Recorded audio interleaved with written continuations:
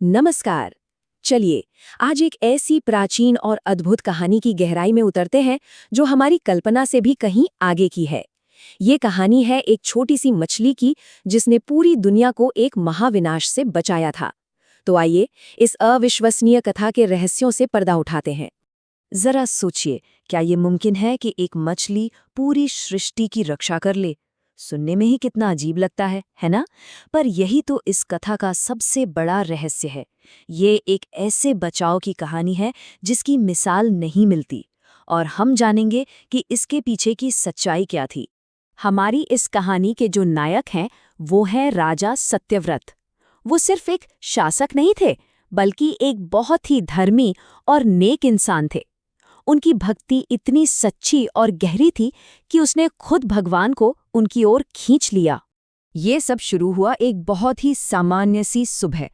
राजा सत्यव्रत नदी किनारे सूर्य को जल चढ़ा रहे थे, और तभी अचानक एक नन्ही सी मछली तैरकर उनकी अंजुली में आ गई।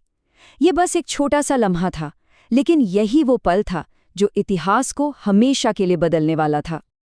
अब कहानी में एक रहस्यमयी मोड़ आता है। वो जो छोटी सी मछली थी ना, वो कोई आम जीव नहीं थी।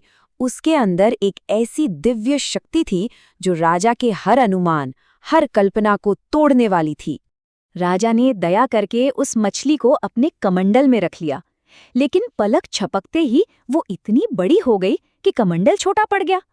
फिर उन्होंने उसे एक बड़े तालाब में डाला, पर वो और भी बड़ी हो गई। आखिर में उसे विशाल सागर में छोड़ना पड़ा, पर उसका बढ़ना रुका ही नहीं। राजा हैरान थे। वो समझ चुके थे कि ये कोई साधारण घटना नहीं, बल्कि एक दिव्य चमत्कार है। अब राजा सत्यव्रत के मन में बस एक ही सवाल घूम रहा था, आखिर ये है कौन? ये कोई मामूली जीव तो बिल्कुल नहीं हो सकता। इस अविश्वसनीय रहस्य के पीछे कौन सी दैवीय शक्ति है?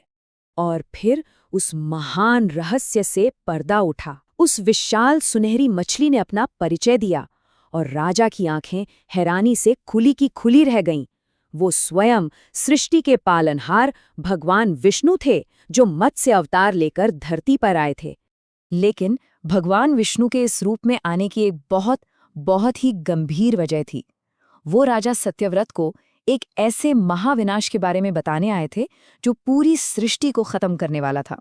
भगवान विष्णु ने भविष्यवाणी की और कहा, आज से ठीक 7वें दिन एक भयंकर प्रलय आएगा, महाप्रलय, और ये सारी पृथ्वी जल में डूब जाएगी। ये एक ऐसी चेतावनी थी जो ब्रह्मांड के अंत का इशारा कर रही थी। देखिए, प्रलय का मतलब सिर्फ एक बड़ी बाढ़ नहीं होता। हमारी पौराणिक कथाओं में ये एक युग के अंत का प्रतीक है, जब पुरानी दुनिया का विनाश होता है ताकि एक नई और शुद्ध दुनिया बन सके। ये विनाश और फिर से निर्माण का एक दिव्य चक्र है। और जैसा भगवान विष्णु ने कहा था, ठीक वैसा ही हुआ।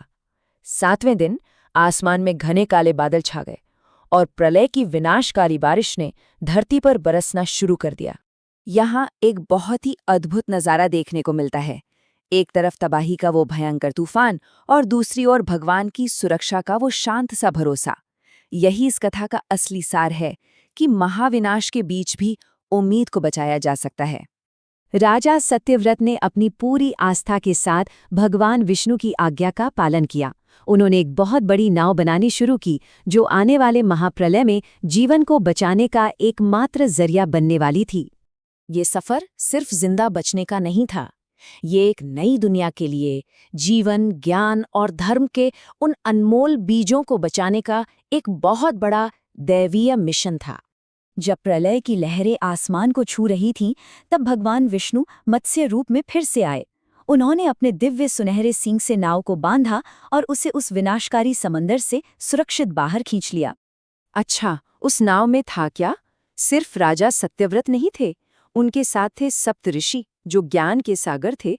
साथ में थे हर तरह के पौधों के बीज और हर प्राणी का एक एक जोड़ा।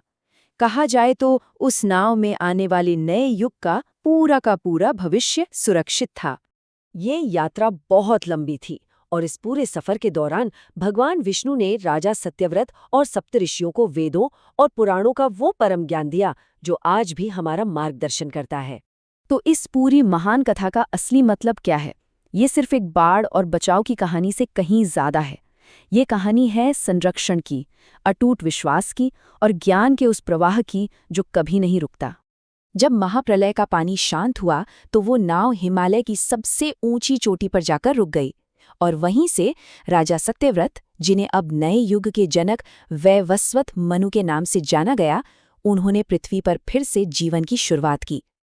तो इस कथा का सबसे बड़ा संदेश यही है कि जब जब धर्म पर, अच्छाई पर संकट आता है तो ईश्वर उसकी रक्षा के लिए किसी भी रूप में आ सकते हैं, फिर चाहे वो एक नन्ही सी मछली का ही रूप क्यों ना हो।